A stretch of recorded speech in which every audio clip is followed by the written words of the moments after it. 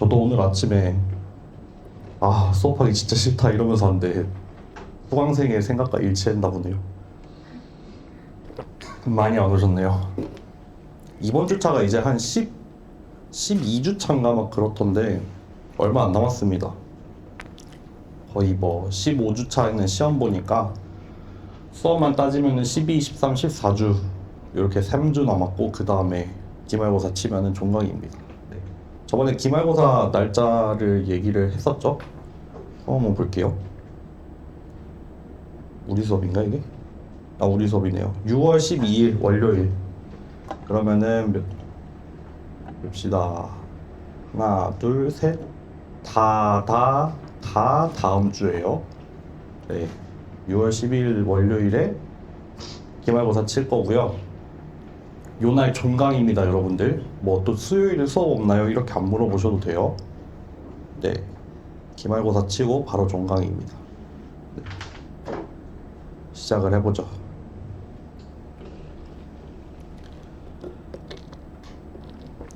지난 시간에 그레디언트하고 그레디언트 디센트를 살짝 맛을 봤는데 오늘 그레디언트 디센트 몇 가지 예제만 좀 더 해보고 그러고 시간이 된다면 리니어 리그레션을 좀 앞부분에 살짝 해보는 걸로 하겠습니다. 네. 그래서 저희가 지금 하고 있는 거는 결국에는 어떤 주어진 함수가 벡터에서 스칼라로 갈 때 그 함수의 그레디언트라는 애를 우리가 계산을 할 수가 있죠. 그레디언트는 이렇게 구하면 됐었죠. 뭐 얘를 각각의 입력으로 이렇게 편미분을 해서 그거를 하나의 벡터로 쌓으면 되고 얘가 갖는 물리적인 의미가 조금 중요했는데 이 그레디언트 벡터라는 거는 그 위치에서 그 위치 x에서 함수 f가 가장 가파르게 증가하는 방향이었어요. 그 방향이 여기더라 라고 얘기를 하고 있었죠. 네.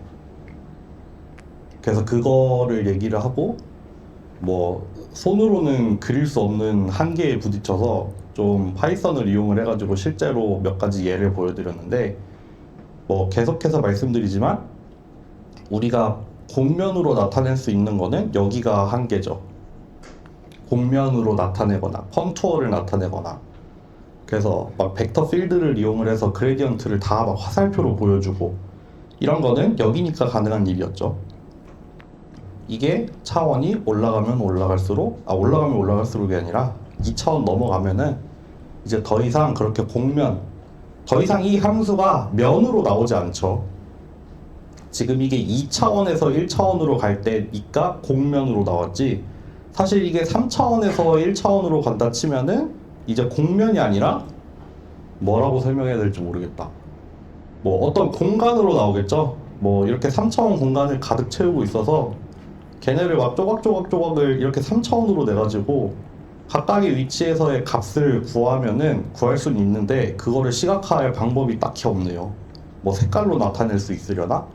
근데 이게 뭐 3차원이니까 그래도 시도해볼 만하지 4차원부터는 이제 실제로 그냥 그 직교좌표계에서는 그릴 수도 없죠. 이거 1, 2, 3 축을 그리고 그 다음 네 번째 축을 그릴 수가 없잖아요.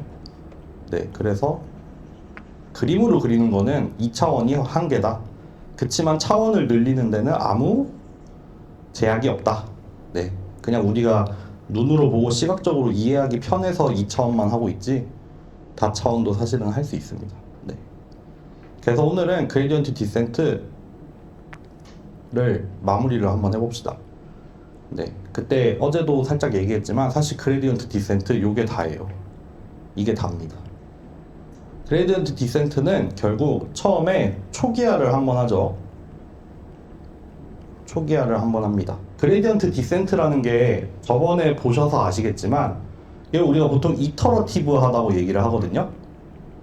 왜냐하면은 뭐를 하나 계산을 해서 그 다음 걸 계산을 하고 그걸 기준으로 또 다음 걸 계산을 하고 다음 걸 계산을 하고 이런 식으로 업데이트가 돼요. 여기 이 식을 보면은 내가 지금을 기준으로 해서 그레디언트 계산을 한 다음에 업데이트를 하면은 그 다음 얘가 다시 여기로 들어가잖아요. 이렇게 들어가는 꼴이죠. 뭐 몇 개 예를 들어서 보이겠지만 결국 내가 지금 기준으로 업데이트를 하면은 그 업데이트된 걸 다시 기준으로 해서 또 구해요. 이런 식으로 물고 물리는 형태로 돌아가는데, 그런 알고리즘을 우리가 이터러티브하다, 이터러티브 메소드라고 부릅니다. 그레디언트 디센트가 대표적인 이터러티브 메소드예요. 그렇기 때문에 이 이터러티브 메소드가 돌아가려면 맨 처음에 반드시 출발하는 점을 하나 우리가 지정을 해줘야 돼요. 맨 처음에는 우리가 계산을 할 위치, 기준이 되는 위치가 없으니까 위치를 하나 잡아줘야 됩니다. 네. 그래서 뭐 그게 뭐 마음대로 명시를 해도 돼요. 이거를 뭐 랜덤으로 해도 되고, 랜덤 말고 뭐가 있을까요? 아니 뭐 데이터 중에서 뭐 하나를 뽑아도 되고 상관없어요. 저희는 보통 랜덤으로 어사인을 할 건데, 랜덤으로 한다가 중요한 게 아니라 초기화가 필요하다가 중요합니다. 출발하는 점 하나를 일단 우리가 지정을 해주고 시작을 해야 됩니다. 어쨌든 그렇게 정해졌으면은 어떻게 돌아가냐면은 계속 반복을 해요. 반복해라. 언제까지? 수렴할 때까지 한번 반복해봐라. 네. 그래서 K번째, 예를 들어서 X1일 때 그 위치에서의 그레디언트를 먼저 구하고, 그 다음에 X2를 현재 위치를 기준으로 이렇게 그레디언트의 마이너스 방향으로 이동을 하죠. 그럼 여기 현재점이 뭐 얼마가 계산이 될 거고, 그레디언트 벡터가 같은 디멘션, 같은 사이즈의 벡터로 계산이 되니까 이거는 벡터끼리의 빼기가 됩니다. 여기 이 빼기는 벡터랑 벡터를 빼는 거예요. 근데 여기에 러닝 레이트라는 걸 하나 붙인다고 말씀을 했었죠. 어쨌든 그렇게 두 번째 점을 구하면은 또 두 번째 점에서 그레디언트를 구해서 그 세 번째 점으로 또 이동을 해요. 또 이렇게 구한 세 번째 점에서 그레디언트를 계산을 잘 해가지고 또 이제 그 다음 점으로 이동을 해요. 이렇게 갑니다. 이렇게 계속 쭉쭉쭉쭉 갑니다. 네. 이렇게 해서 가는 이유는 뭘 찾으러 가는 거죠? 이 함수를 미니마이즈하는 점을 근사적으로 찾아보자, 내지는 탐색을 해보자 이거죠. 어떤 출발점부터 시작을 해서 제일 가파르게 감소하는 방향으로 계속해서 쭉쭉쭉쭉 내려가는 겁니다. 네.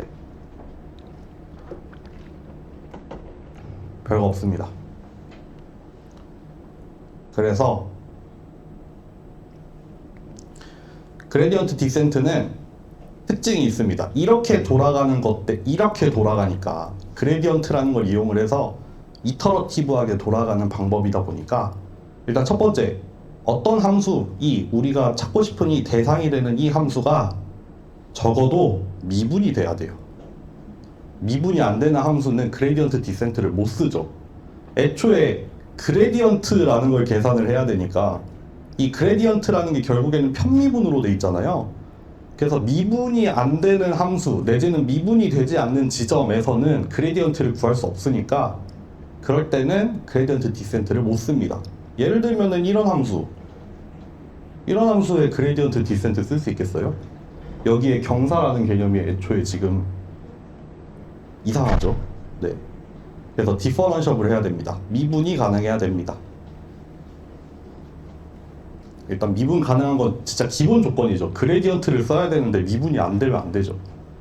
두 번째는 로컬 옵티멈 내지는 이 옵티멈이라고 하면은 미니멈이나 맥시멈을 말하는 거예요. 이게 로컬이에요. 로컬합니다. 이게 지금 1차원 입력, 1차원 출력을 예로 들어놨는데, 그러면 우리는 이렇게 생긴 1차원 함수에서도 그레디언트 디센트를 쓸 수 있단 말이에요. 예를 들면 요 지점에서 기울기를 구하면은 뭐 플러스 얼마니까 마이너스 방향으로 이렇게 이동을 하겠죠. 또 여기서 기울기를 구하면은 플러스 얼마니까 마이너스 얼마로 이렇게 이동을 하고, 이런 식으로 1차원에서도 정의를 할 수 있거든요. 문제는 뭐냐면, 지난 시간에 미리 얘기를 했는데, 내가 어떤 경로를 어디에서 시작을 해서 어떤 경로가 정해지는지에 따라서 여기에 멈출 수도 있어요. 여기로 빠져버릴 수 있습니다. 여기로 이렇게 쪼르르르륵 해서 여기에 그냥 머무르게 될 수도 있어요. 여기서 출발하면은 이렇게 쪼르르륵 내려와서 여기 머무르겠죠. 여기는 여기 뭔가 분수령이 있겠죠. 그래서 이쪽에서 출발을 하면은 이렇게 갈 거예요. 문제는 내가 이 그레디언트 디센트를 따라서 쭈르르륵 타고 내려왔는데 그래서 어딘가에 도착을 했어. 어딘가에 도착을 했겠죠. 사실 우리가 지금 그래프를 이렇게 보고 있지만 우리는 이 전체 영역에서 그래프가 이렇게 생겼다는 거 몰라요. 모릅니다. 모르는 게 일반적입니다. 그래서 내가 여기서 출발을 했는데 이렇게 또로로로 왔더니 여기 멈췄어. 나는 사실 여기밖에 못 보고 있는 거예요. 내가 여기에 미니멈이 있는지 없는지 어떻게 알아? 있으면 글로 갔겠지. 알면은 글로 갔겠죠. 어쨌든 나는 여기 출발점에서 최선을 다해서 내려왔는데 여기 왔어. 문제는 내가 경험해본 이 함수는 여기가 일단 최소인데 얘가 글로벌한 옵티멈, 그러니까 전체 영역에서 미니멈인지 아니면은 로컬한, 그냥 여기 국소적인 영역에서만 미니멈인지를 모릅니다. 네. 그래서 로컬 옵티멈입니다. 로컬 옵티멈이라기보다는 정확하게 표현을 하면은 이거는 글로벌 미니멈을 개런티 하지 못해요. 개런티 스펠링 갑자기 모르겠다. 개런티가 안 됩니다. 내가 지금 도착한 이 지점이 글로벌이라고 보장을 할 수가 없어요. 네. 여러분들 사전 강의, 녹화 강의 들으셨는지 모르겠지만 리스트 스퀘어 같은 경우에는 이거를 풀잖아요. 지금 막 과제 하려면 그거 하고 계셔야 될 텐데. 그래서 X라는 애를 찾아내는데 얘가 정확히 뭐냐면은 왜 X를 썼대? 거기 Y라 돼 있나? B라 돼 있나? 정확히 얘를 미니마이즈 하는 그 값이에요. 이거는 클로즈드 폼 솔루션이고 얘는 글로벌 미니멈이에요. 얘는 개런티가 됩니다. 이렇게 주어진 A랑 Y가 있을 때 X를 이렇게 계산하면은 뭐를 만족하는 X다? 얘를 최소로 만드는 X입니다. 걔가 주인공이에요. 걔가 글로벌해요. 네. 그게 아무래도 좀 차이점이 될 수가 있겠죠. 근데 어쨌든 그레디언트 디센트는 이게 로컬 미니멈이라고 얘기를 할 수도 없는 게 로컬인지 글로벌인지 모른다고 표현을 해야 맞는 거죠. 네. 항상 로컬도 아니고 항상 글로벌도 아니고 몰라요. 내가 도착한 이 구덩이가 어딘지 모릅니다. 네. 그게 약간 태생적인 한계가 되겠죠. 물론 그걸 극복하기 위해서 많은 방법을 쓰고 있지만 어쨌든 그럽니다. 이거는 장점도 아니고 단점도 아니고 그냥 특징인데 이터러티브하게 돌아갑니다. 아까도 말씀드렸듯이 내가 어떤 자리에서 기울기를 계산해서 한 발짝 이동해서 그 위치에서 다시 똑같은 걸 반복을 하죠. 이렇게 계속해서 물고 물어지는 이터러티브한 방법이다. 그런 게 특징이고 마지막으로 러닝 레이트가 나옵니다. 러닝 레이트. 러닝 레이트라는 게 있어서 어떤 보통은 양수로 정의를 하겠죠. 러닝 레이트를 양수로 둬서 여기 그레디언트의 반대 방향으로 이동을 하긴 하는데 그 크기 그대로 가는 게 아니라 이렇게 러닝 레이트라는 걸 곱해요. 러닝 레이트. 우리나라 말로는 학습률이라고 하는 것 같아요. 네. 그래서 그레디언트에다가 어떤 실수배를 해서 스케일링을 좀 해가지고 그 그레디언트 방향으로 좀 더 크게 갈 수도 있고 좀 더 작게 갈 수도 있어요. 근데 이 러닝 레이트가 어떤 효과를 줍니다. 효과를 줘요. 어떤 효과를 주겠어요? 만약에 러닝 레이트가 높으면은 얘는 수렴이 빠르겠죠. 한 번에 성큼성큼 움직이니까 지금 구해서 그레디언트 구한 다음에 한 번에 그거를 크게 움직일 거예요. 그러니까 수렴을 빨리 할 수가 있어요. 대신에 수렴을 지나칠 수도 있죠. 그러니까 수렴을 빨리 한다는 게 항상 모든 조건에서 수렴이 항상 빠르게 이루어진다는 게 아니라 만약에 이렇게 점점 도달하는 그 속도가 빠르기는 한데 문제는 너무 과해서 그걸 지나칠 수도 있다는 말이에요. 반대로 러닝 레이트가 낮으면은 얘는 수렴을 천천히 하겠죠. 접근을 천천히 할 거예요. 대신에 수렴을 안정적으로 하겠죠. 네, 이렇게 됩니다. 만약에 이렇게 생긴 그냥 실수에서 그러니까 스칼라에서 스칼라로 가는 함수가 있다 쳐요. 그러면은 여기서 똑같이 출발을 하는데, 그래서 여기서 그레디언트를 구했더니 얼마가 나와서 러닝 레이트가 크면은 여기로 갈 수도 있어요. 이만큼 갈 수도 있어. 러닝 레이트가 작으면은 요만큼만 갈 수도 있어. 그러니까 같은 방향, 마이너스 방향으로 갈 건데 이게 크냐 작냐에 따라서 이렇게 왔다 갔다 할 수 있습니다. 뭐 심지어는 이게 이따 2차원에서도 한번 보여드릴 텐데 이렇게 컨투어로 이렇게 그려놓잖아요. 이렇게 입력을 R2로 그려놓고, 그러면은 러닝 레이트가 크면은 여기에서 여기로 왔다가 여기로 왔다가 여기로 왔다가 여기로 왔다가 이렇게 수렴을 성큼성큼 가기는 하지만 안정적으로 수렴하는 게 아니라 이렇게 왔다 갔다 할 수도 있어요. 반대로 러닝 레이트가 작으면 어떻게 가겠어요? 극단적인 경우 이렇게 가겠죠. 이렇게 이동할 겁니다. 그러니까 장단점이 있죠. 장단점이 있습니다. 요거는 남겨놓을게요. 심지어는 어떤 장단점이 있냐면은 또 이 러닝 레이트가 큰 경우에는 로컬에서 빠져나올 확률이 생겨요. 그쵸? 수렴을 이렇게 한 번에 팍 해버리는 게 아니라 왔다 갔다 방황을 한단 말이에요. 그럼 로컬에 빠졌다가 가끔 운 좋으면 다시 튀어나올 수도 있어요. 러닝 레이트 크면은. 그게 곧 글로벌을 개런티한다는 말은 아니에요. 빠져나올 수 있지, 더 나쁜 데로 갈 수도 있고 더 좋은 데로 갈 수도 있어요. 모릅니다. 다만 로컬에서 빠져나올 기회가 상대적으로 많다는 얘기겠죠. 네, 그런 장단점이 있습니다. 뭐가 항상 절대적으로 좋고 절대적으로 나쁜 게 아니라, 네, 그런 장단점이 있습니다. 그래서 보통은 우리는 그냥 제가 예시를 들 때는 러닝 레이트를 어떤 특정한 값으로 고정을 해 놓을 거예요. 딱 얼마다 라고 컨스턴트로 놓을 건데, 뭐 실제 알고리즘에서는 러닝 레이트를 바꿀 수도 있겠죠. 러닝 레이트를 바꿔가면서, 그러면은 그 그레디언트 디센트의 초반에는 러닝 레이트를 크게 가져가는 게 좋겠죠. 왜냐면은 지금 어디 있는지 모르니까 좀 빠르게 탐색을 해서 로컬 미니멈의 근처까지 빨리 가야 되니까 보통 초창기에는 러닝 레이트를 크게 가져갈 거고, 이제 어느 정도 수렴을 하기 시작하는 것처럼 보인다라고 하면은 러닝 레이트를 줄여가면서 좀 조심스럽게 접근을 하는 게 좀 더 일반적인 방법이겠죠. 그러니까 러닝 레이트를 반드시 고정해야 할 필요는 없습니다. 고정을 해도 되고 가변적으로 해도 되고 우리 마음인데, 보통은 초반에는 컸다가 뒤로 갈수록 작아지는 게 좀 일반적으로 상식적으로 맞는 방법이겠죠. 네, 그렇습니다. 그래서 그레디언트 디센트의 예제를 한번 가져와 봤습니다.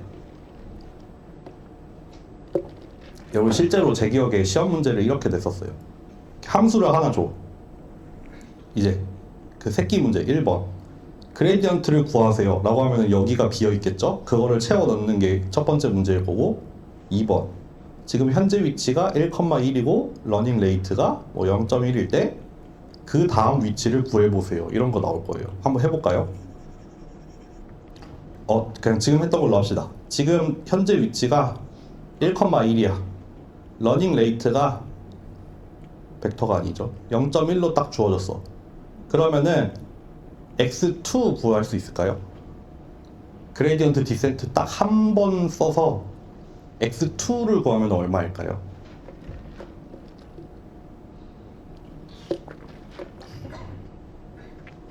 x2 한번 구해보세요.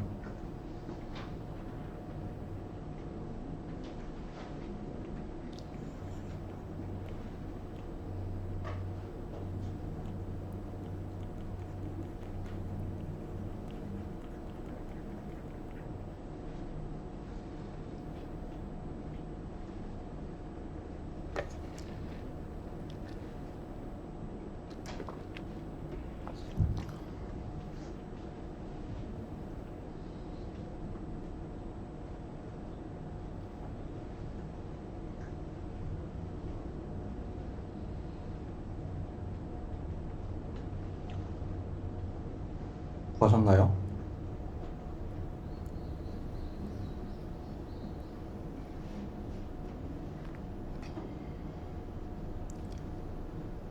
저는 0.8, 0.8이 나올 것 같은데요. 하셨나요? 해볼까요? 해볼게요. 지금 현재 위치 여기에요. 현재 위치 1,1입니다. 러닝 레이트가 0.1로 주어졌고 여기에서의 그레디언트를 구하면은 1, 1, 1, 2를 넣어야 되죠. 그러니까 1, 1 넣으면은 2, 2가 나오죠. 그러니까 1 빼기 0.2, 1 빼기 0.2니까 0.8, 0.8 나올 거예요. 그러니까 여기가 첫 번째 지점이면은 두 번째 지점이 여기입니다. 그렇죠? 여기서 x3 한번 구해보실래요? x3 한번 구해보세요. 한 발짝 더. 요 정도는 손으로 풀만하죠?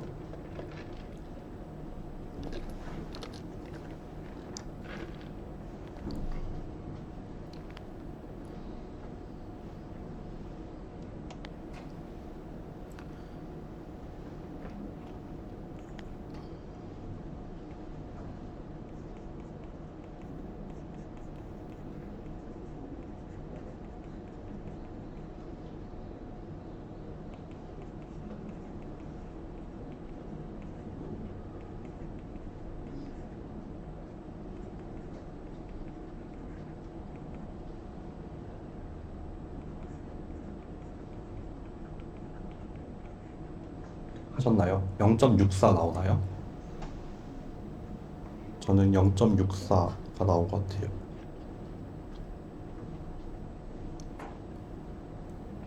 제가 해볼까요?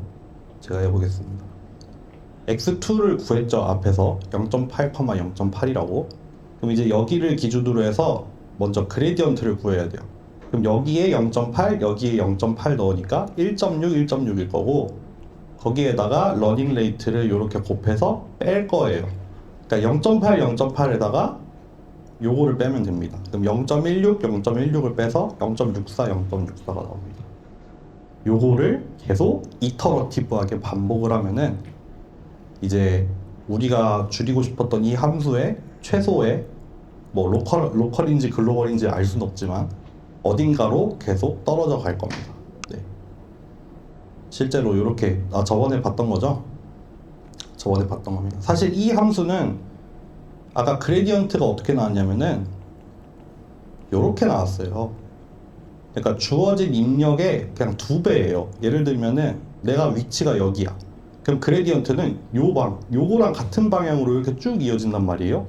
그러니까 사실 이 함수 같은 경우에는 어느 지점이든 간에 마이너스 그레디언트는 딱 여기 원점을 가리킵니다. 네, 사실 원점에 이렇게 2배죠. 거기에다 러닝 레이트 곱하는 거죠. 그러니까 어디서 출발을 하든 일단 일직선으로 이렇게 뚝 떨어져요. 여기서도 이렇게 일직선으로 떨어지고, 요거는 정확히 동심원을 이렇게 쌓아가는 모양이었잖아요. 그러니까 이렇게 생기게 됩니다. 그런 거고요. 두 번째, 요거 한번 해보실래요? 첫 번째, 그레디언트를 한번 구해보세요. 삼각함수가 나와서 혹시 좀 어려우실까요? 네.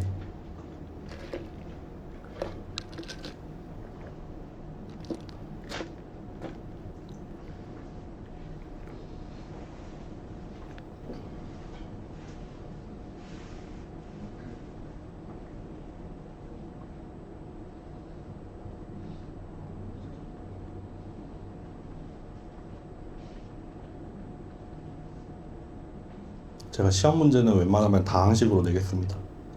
이거는 예를 들라고 삼각함수를 들고 왔지, 웬만하면은 다항식으로 끝내겠습니다.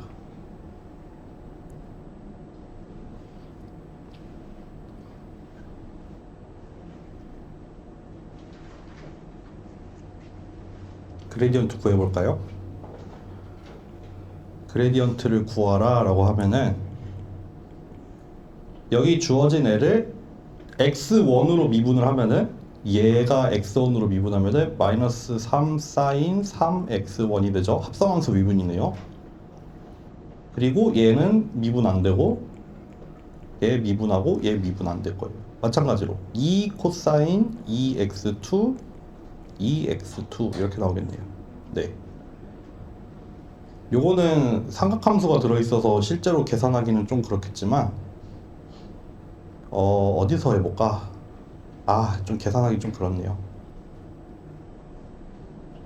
뭐 0, 파이 이런 데서는 계산해볼 만할 것 같긴 한데 아닙니다. 넘어갑시다. 이거 뭐냐면은 저번에 봤던 개예요. 얘입니다. 방금 그레디언트 구한 이 함수 그림으로 그리면은 요렇게 생겼고요. 여기 지금 여기를 대칭으로 위아래는 대칭을 이루고 있고요. 그래서 어디서 출발하느냐에 따라서 어디로 수렴할지가 좀 모릅니다. 글로벌 옵티멈이라고 하면은 여기 두 포인트인 것 같아요. 근데 사실 두 개예요, 두 개. 대칭이니까 두 개고 여기에 로컬한 애도 있어요. 그래서 그때 보여드렸죠. 요런 데서 출발하면은 요런 데로 떨어져요. 여기서 출발하면 이렇게 떨어질 수도 있어. 어딘가 분수령이 있겠죠. 그래서 거기서 오른쪽이면은 일로 갈 거고 왼쪽이면 이제 저쪽으로 떨어지는 어딘가 분수령이 있을 겁니다. 이 고개가 여기가 딱 분수령을 기준으로 이렇게 떨어지는 어딘가가 있을 겁니다. 네. 그런 점이 있고요. 이것도 뭐 마찬가지로 이것도 삼각함수를 왜 넣었을까? 하여튼 이것도 만약에 주어지면은 우리가 그레디언트를 계산을 할 수 있겠죠. 그레디언트 함수 계산하고 그 그레디언트 가지고 그레디언트 디센트도 할 수 있겠죠. 네. 이게 실제로 이렇게 생겼습니다. 이것도 저번에 봤죠. 그래서 뭐 글로벌하게는 여기가 근데 이쪽이 되게 많이 평평해서 뭐 그때도 좀 봤지만 요 영역에 오면은 이제 웬만하면 잘 안 움직여요. 이거는 여기가 그레디언트가 너무 작아서 평평합니다. 경사가 되게 완만해요. 그러니까 어딘가에 글로벌하게 미니멈이 있기는 할 텐데 진짜 딱 거기까지 잘 가지는 않고 일단 요 양쪽에 있는 이 경사면을 따라 내려오는 게 되게 가파르게 일어날 거고 그 다음에는 되게 천천히 일어나게 되는 그런 함수입니다. 네. 그때도 보여드렸지만 한번 잠깐 보여드리고 리니어 리그레션 좀만 하고 끝낼게요.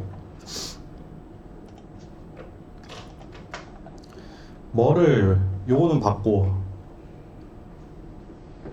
요거 완전 똑같이 봤네. 네.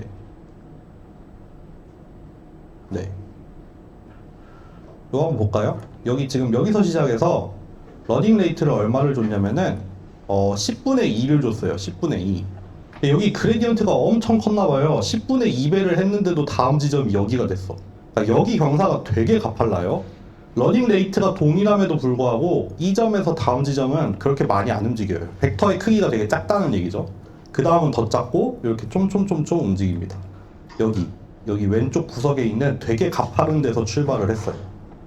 대신에 다른 지점에서 출발을 해볼게요. 어디냐면은 4,0이래. 4,0 여기서 출발해요. 여기서 출발하면 어떻게 되는지 한번 봅시다. 잠깐만요. 이거 실행을 했나 내가?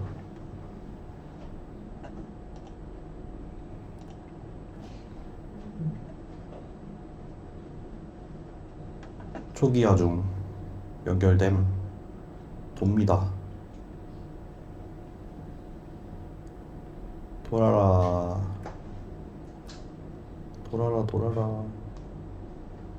됐네요. 여기 아까 여기 4,0에서 출발했죠. 여기서 한 발짝, 두 발짝 가고 세 발짝, 네 발짝 몇 번 갔나?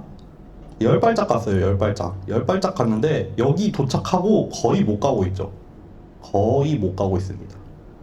여기가 그레디언트가 너무 작아서 이게 러닝 레이트를 한번 키워볼까요? 한 1? 아이고 1이면은 몇 배지? 한 5배? 5배 한번 해볼게요. 뭐가 달라질까? 이건 날라갔죠. 날라갔어요. 너무 날라갔습니다. 이거는 한 요 정도만 해볼까? 요 2의 마이너스 1승이라고 하면 10이에요. 10의 마이너스 1승입니다. 이렇게 돼요. 아까랑 다르죠? 나는 여기서 출발해서 그냥 스무스하게 여기 도착해버렸는데 지금 러닝 레이트 너무 크잖아요. 여기서 저쪽 반대쪽 고개로 획 넘어갔다가 획 넘어오고 획 하다가 어쨌든 막 이렇게 왔다 갔다 하다가 여기 떨어지긴 했네요. 근데 아까도 보셨지만 러닝 레이트 이거보다 더 커지면 어떻게 됐어요? 한 번에 저쪽 고개를 넘어가 버려서 날아가기 시작을 했죠. 그래서 막 엄청 왔다 갔다 하고 있었습니다. 이렇게 러닝 레이트도 영향을 주고 출발 위치도 영향을 주고 어찌 됐던 글로벌까지는 개런티 못하고 그럼에도 불구하고 경사를 따라서 어딘가 낮은 지점으로 내려가긴 내려갑니다. 네, 그게 포인트입니다. 그렇고요. 여기까지 그레디언트 디센트하고 리니어 리그레션 좀만 하고 끝냅시다. 네, 리니어 리그레션. 제가 그래서 강의 자료를 2개 올렸어요. 네, 아이고 이게 아닌데. 리니어 리그레션입니다.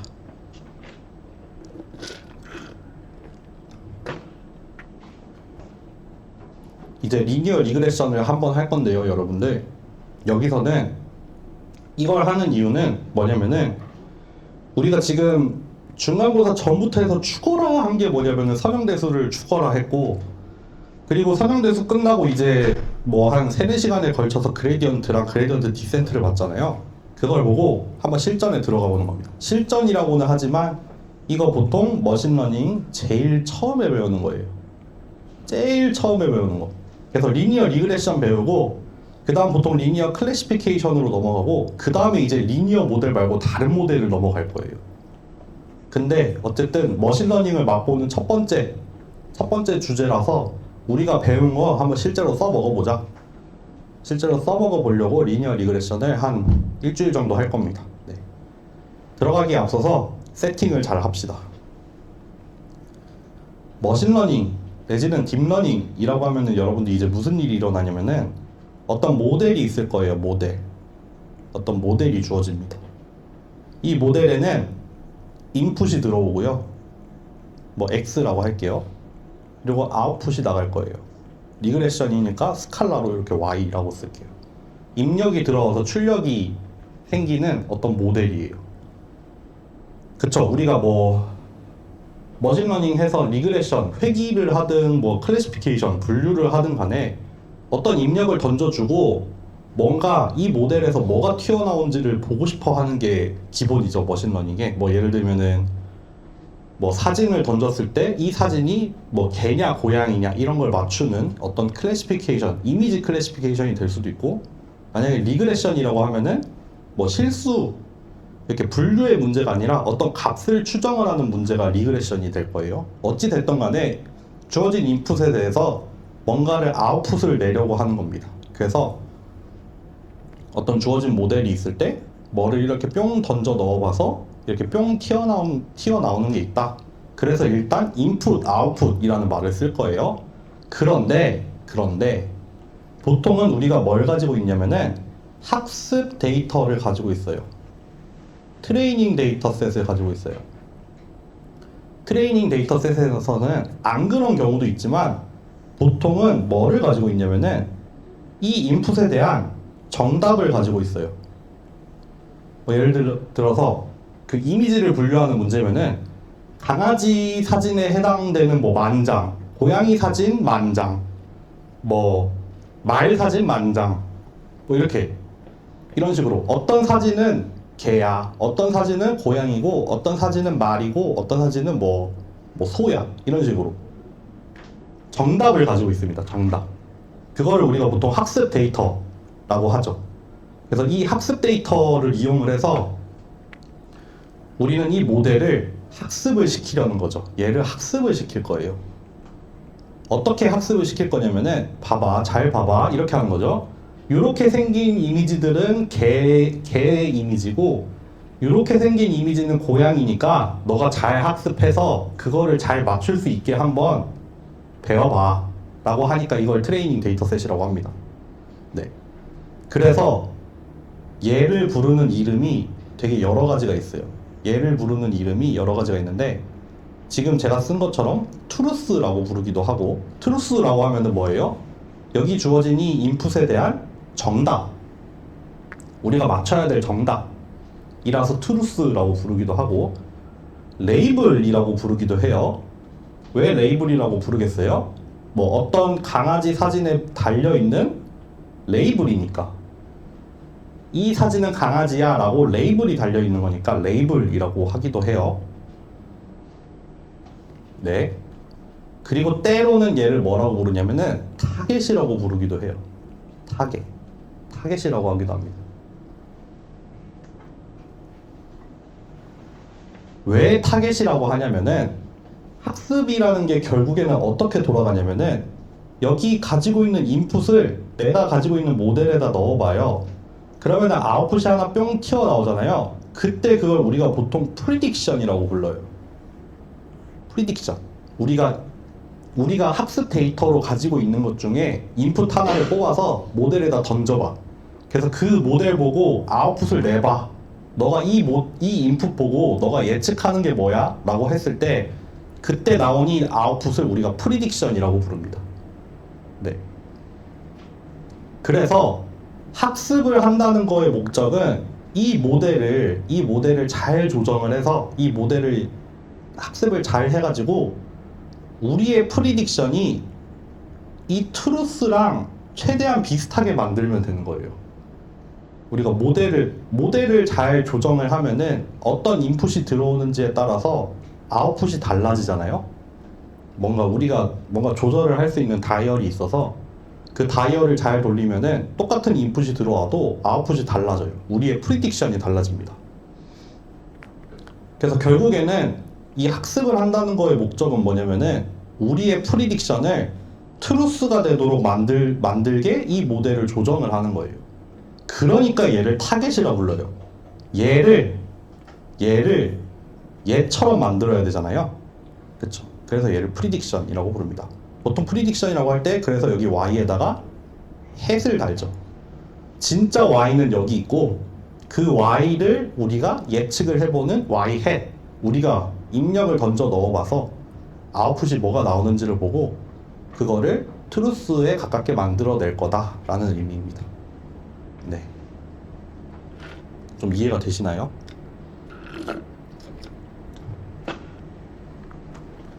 그러면은 제일 중요한 게 뭐냐면은 여기서 뭐를 하냐면은 이 학습 데이터 안에 들어있는 정답이랑 우리가 방금 동일한 입력에 대해서 모델에 넣어가지고 얻어낸 프리딕션이랑 그거 두 개를 비교를 해요. 그거 두 개를 비교를 해가지고 어떤 함수를 하나 만들 겁니다.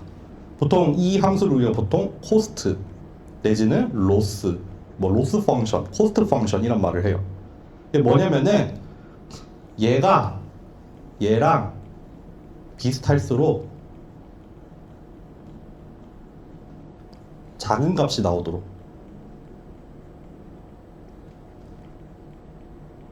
어떤 코스트나 로스를 하나 정의를 할 겁니다.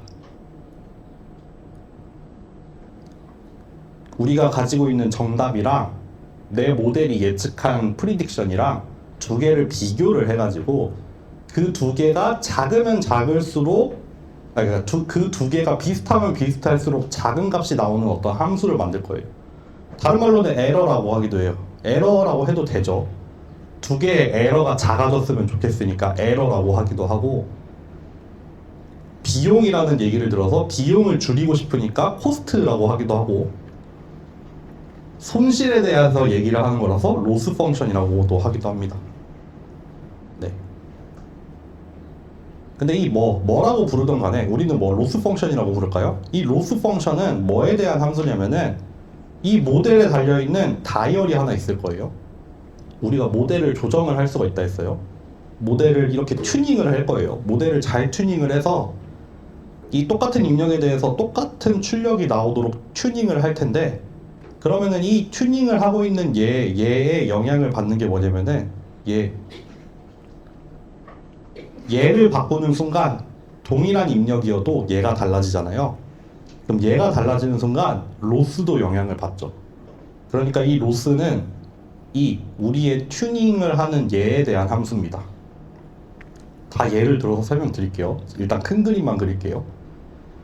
결국에는 뭐냐면은 주어진 이 학습 데이터 안에서 이 로스를 최소로 만드는 파라미터를 찾을 거예요. 데이터 셋이 막 주어질 겁니다. 이 인풋이랑 아웃풋이, 인풋이랑 이 타겟 밸류가 쌍을 이루는데 그 쌍이 여러 개가 들어있어요.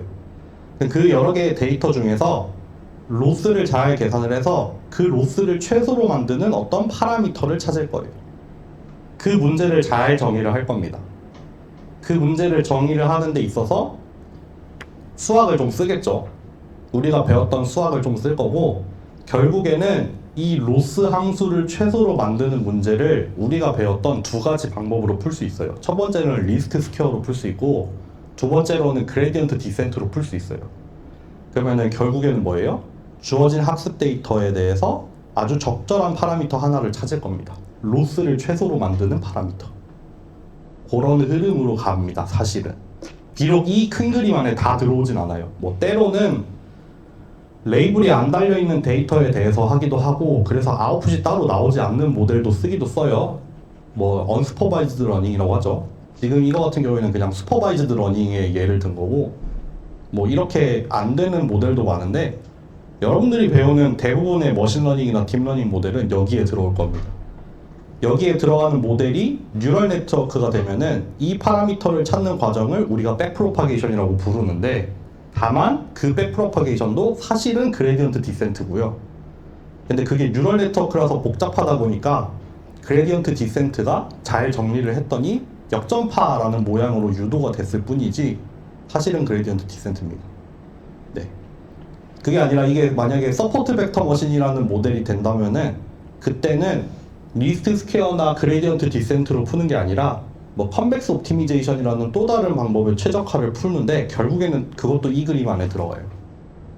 네. 뭐 디시전 트리도 사실 이거고 다 이겁니다. 그렇게 생각을 하고 일단 머신러닝에 대한 큰 그림을 이렇게 세팅을 해놓고 시작을 해볼게요. 오늘은 리니어 리그레션 값만 잡고 끝냅시다. 우리가 리그레션이라고 하면은 우리나라 말로는 회귀라고 해요. 회귀 모델. 결국 뭐냐면은 어떤 실수 값을 추정하려는 거예요.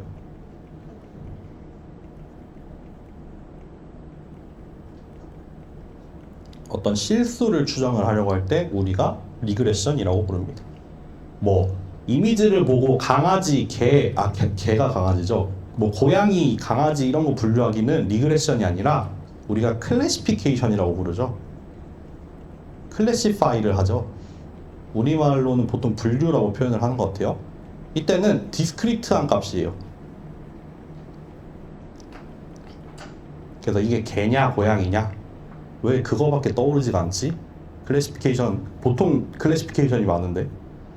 그래서 우리는 첫 번째로는 리그레션을 배웁니다. 리그레션. 그래서 일단 리그레션, 리니어 리그레션이라는 모델 이름을 쓰고 있어요. 예를 들면은 제가 적절한 예를 생각하려고 했는데 적절한 예를 찾지 못했어. 좀 부적절한 예인 것 같지만 이거 한번 해볼게요. 우리가 이러한 관계를 찾고 싶다고 합시다. 딱 인풋을 4개만 더 볼까? 뭐를 할 거냐면은 누군가의 평균 연봉은 1학년, 2학년, 3학년, 4학년 평점의 리니어 컨비네이션으로 표현이 될까요? 그런 가설을 하나 세워볼게요. 우리가 누군가의 연봉을 예측을 할 거야. 이제 졸업을 했어. 졸업을 하고 취직한 다음에 연봉을 볼 거 아니에요? 계약을 해서. 근데 그 연봉이 1학년 때 평점, 2학년 때 평점, 3학년 때 평점, 4학년 때 평점, 그 각각의 4개의 평점에다가 뭔가 적절한 파라미터 4개를 곱해서 뭐 다르게 표현할 수도 있죠. 뭐 여러분 마음이에요. 이게 뭐 막 x1에 제곱이 들어갈 수도 있고, 막 두 학기에 곱이 들어갈 수도 있고, 뭐 어떤 거에는 막 코사인이 들어갈 수도 있고, 몰라요. 모를 일입니다. 근데 저는 그냥 답안 이렇게 세워보겠다는 거예요. 내 학기에 해당이 내 학년에 해당이 되는 평점이랑 거기에 적절한 파라미터들을 곱해가지고 그것들을 다 더해서 연봉을 한번 예측을 해보겠다 라는 모델을 한번 만들어 볼게요. 좀 적절하지 않은 것 같긴 해요. 과연 연봉이 평점에 비례할까요? 저는 아니라고 생각하지만. 네. 그러면은 우리가 이런 모델을 뭐라고 부르냐면은 리그레션은 리그레션이에요. 뭘 보면 리그레션인지 알아요? 얘를 보면 리그레션인지 알아요. 우리가 내고 싶은 출력, 우리가 추정하고 싶은 값, 그게 연봉이잖아요. 연봉이라는 거는 디스크리트하지 않고 컨티뉴어스 하잖아요. 그러니까 얘는 리그레션이에요. 연봉 회귀예요. 연봉에 대한 회귀 모델이 되겠죠. 근데 얘는 리그레션 중에서도 뭐냐면은 리니어한 리그레션이에요.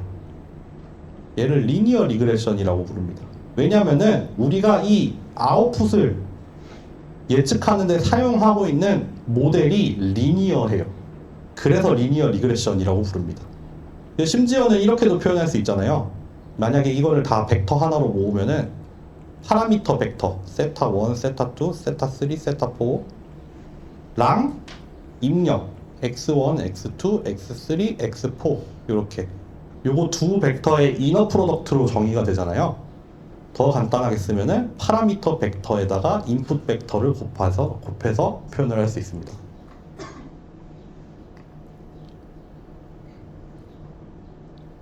이런 모델을 우리가 리니어 리그레션 모델이라고 부릅니다. 리니어 리그레션 모델. 입력으로는 지금 크게 보면은 벡터 하나가 들어왔는데 얘가 인풋 벡터가 되겠죠. 인풋은 인풋인데 벡터예요.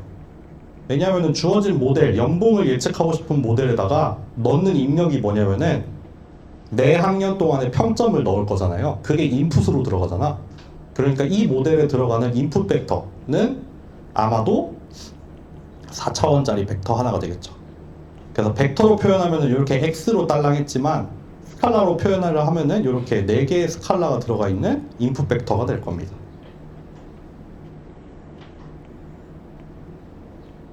또 요거 얘는 뭐라고 부르냐면은 보통 모델의 파라미터라고 불러요. 그런 얘기를 했죠. 우리가 모델이 있긴 있어. 모델이라고 하면은 우리가 이 인풋과 아웃풋, 인풋하고 아웃풋하고 사이의 관계를 이런 모델로 표현을 할 거예요. 리니어한 모델로 표현을 할 건데 그 모델을 표현하는 데 있어서 필요한 어떤 파라미터가 몇 개가 있어. 그러니까 내가 이 모델에는 다이얼이 달려 있어요. 다이얼이 4개가 달려 있어서 이 다이얼들을 조절을 해서 그러니까 뭐 예를 들면은 1학년 평점, 2학년 평점, 3학년 평점, 4학년 평점 중에 좀 더 높은 가중치를 가지고 있을 수도 있잖아요. 뭐 연봉에 좀 더 결정적인 영향을 주는 학년이 있을 수도 있잖아요. 만약에 4학년이 결정적이야. 그러면 얘가 좀 크겠죠. 세타 4가 좀 클 거예요. 1학년은 별 상관없어. 얘는 좀 작겠죠. 그런 식으로 이 모델을 기술을 하는 데 있어서 요런 파라미터들이 필요합니다. 파라미터. 이 모델에 달려있는 다이얼이 있어요. 그래서 이 다이얼을 막 돌려가면서 인풋이랑 아웃풋 사이의 관계를 리니어하게 조절을 할 거예요. 그래서 결국에는 딱 우리의 출력, 우리의 아웃풋, 스칼라, 어떤 리얼 밸류, 어떤 실수값인 스칼라 하나는 우리의 파라미터 벡터 하나랑 우리의 인풋 벡터, 요거 2개의 이너 프로덕트로 얘기를 합니다. 어디에서? 리니어 리그레션에서. 네. 요렇게 표현을 하고 있는 겁니다.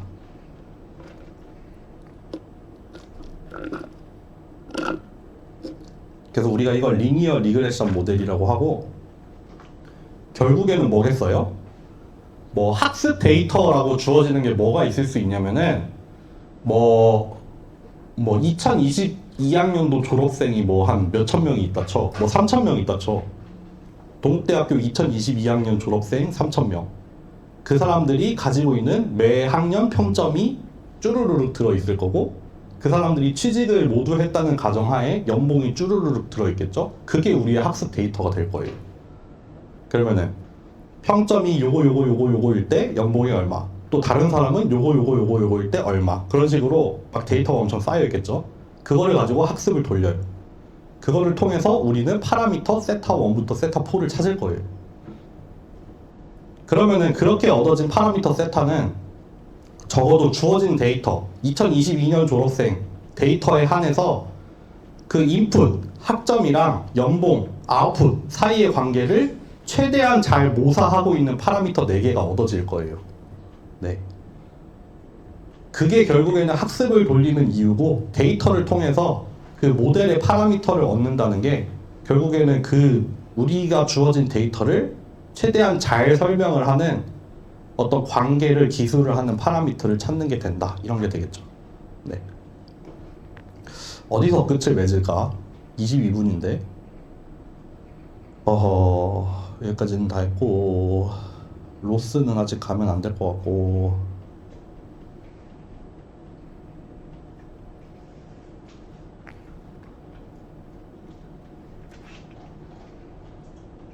네 요것만 한번 읽어보고 끝냅시다. 네 보세요. 그래서 리니어 방금 했던 얘기를 결국 정리하는 거예요. 모델이라고 하면은 결국 모델은 인풋이랑 아웃풋 사이의 관계를 어떻게 기술할 거냐에 대한 거를 말해주는 게 모델이에요. 모델. 인풋이랑 아웃풋 사이에 어떤 관계가 있냐를 모델이라고 부르는데 우리는 그 모델을 리니어한 모델을 쓸 거예요. 왜 리니어해요? 리니어 컨비네이션으로 이루어져 있으니까 리니어 모델이겠죠. 그래서 네, 얘를 리니어 모델이라고 부르고 여기에는 뭐가 있어요? 프리딕션이 있습니다. 프리딕션. 입력이 들어왔을 때 그 입력에 대해서 계산을 해낸 프리딕션이 있어요. 근데 그 프리딕션은 뭐냐면은 우리가 가지고 있는 실제 정답에 대한 예측값, 우리가 가지고 있는 타겟 y에 대한 예측값이어서 y에다가 hat을 붙여놨어요. 그냥 이거를 사실 그냥 아무 다른 문자 z로 써도 상관없는데 얘가 y를 추정하고 싶어서 이렇게 y hat이라고 달아놓은 겁니다. y랑 직접적인 관련이 있는 값은 아니에요. 그냥 나의 워너비는 y다 라고 얘기를 이렇게 모자를 하나 씌워가지고 얘기하고 있는 거예요. 그래서 우리가 잘못 썼네요. 이거 D로 바꿨는데 우리가 인풋에 들어가는 개수가 지금 하나 둘 해서 라지 D개가 들어있죠. 인풋이 라지 D개가 들어와요. 예를 들면 아까는 4개 학년의 평점 이런 거, 그리고 그때 인풋 밸류들을 X라고 표현을 했고 그때 관여하는 웨이트, 리니어 모델이니까 웨이트를 줘서 리니어 컨비네이션을 하는데 그때 주는 웨이트를 우리가 파라미터 세타라고 표현을 했습니다. 보통 여러분들 다른 수업 들으시면 이거를 W라고 표현하기도 하고 세타라고 표현을 하기도 하는데 저는 세타를 선호하겠습니다. 네. 웨이트이기 때문에 W를 쓰기도 하고 파라미터라는 의미에서 세타를 쓰기도 하는데 네, 그렇습니다. 네, 어쨌든 저렇게 리니어 모델로 나타낼 수 있지만 우리는 사실 보통 간편하게 우리 리니어 알제브라 배웠잖아요. 이렇게 표현을 자주 합니다. 그래서 인풋 벡터, 인풋이 되는 벡터가 x가 있을 거고 그리고 관계를 표현을 하는 파라미터 벡터가 이렇게 세타로 주어질 겁니다. 네. 그렇고요. 코스트 펑션이랑 다음 시간에는 이제 좀 더 리니어 리그레션을 제대로 들어갈 텐데 이 세팅을 모두 볼 겁니다. 그래서 리니어 모델, 우리는 딱 지금 모델에 대해서만 봤고 그래서 인풋 아웃풋 관계를 기술을 해놨잖아요. 그럼 로스 펑션을 하나 잘 정의를 해서 그 로스 펑션을 줄이는 방법으로 얘가 리스트 스퀘어 문제로도 정의가 되기 때문에 리스트 스퀘어로 풀어도 되고 로스 펑션이 벡터에서 스칼라로 가는 대표적인 함수이기 때문에 얘도 그레디언트를 구할 수 있기 때문에 그레디언트 디센트를 쓰기도 해요. 어쨌든 뭐 그런 거를 볼 텐데 그러니까 마지막으로 한마디만 더 하자면은 우리가 앞에서 배웠던 선형대수나 그레디언트 디센트 같은 거는 그냥 진짜 그냥 수학만 했죠. 수학만 했어요. 수학만. 그냥 거기에 어떤 물리적인 의미나 이런 거를 전혀 넣지 않고 그냥 퓨어하게 벡터, 매트릭스, 그레디언트, 함수 이런 거에 대해서만 얘기를 했단 말이에요. 이제 리니어 리그레션 이 파트 같은 경우에는 이제 실전입니다. 실전. 사실 앞에서는 이렇게 물리적인 의미에 대해서 얘기한 적 없잖아요. 뭔가 입력을 가져온다, 출력을 낼 거다, 프리딕션을 할 거다, 학습을 할 거다, 뭐 로스라는 게 생긴다, 그런 어떤 물리적인 거에 대한 얘기는 하나도 없었는데 결국에는 우리가 가지고 있는 어떤 지식이나 이런 걸 이용을 해서 어떤 적절한 모델을 하나 세울 거예요. 근데 그 모델을 만드는데 필요한 게 수학이에요. 사실 결국에는 기술되는 게 전부 다 뭐 벡터랑 매트릭스 이런 걸로 다 기술이 되고 있단 말이에요. 그러니까 그거를 다루기 위해서 지금 배웠던 거고 이제는 거기에다가 물리적인 의미를 살짝 추가를 해가지고 이제 리스트 스퀘어 할 때 그런 질문을 참 많이 받았어요. 이거 선형대수 배워서 도대체 어디다 쓰냐? 여기다 씁니다. 여기다.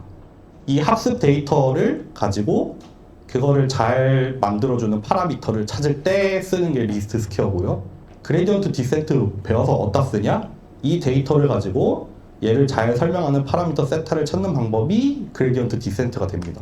다만 이제 우리가 좀 물리적인 의미를 가지고 어떤 문제를 수학적으로 정의를 하면은 그 수학적으로 정의가 된 문제를 풀어낼 때 쓰는 게 선형대수랑 뭐 그레디언트, 뭐 미분 이런 거가 되겠습니다. 그래서 그거를 한번 맛보는 여정이라고 생각을 해주시면 될 것 같아요. 네, 다음 시간에 리니어 리그레션 한번 마무리를 해보겠습니다. 여기까지 하겠습니다.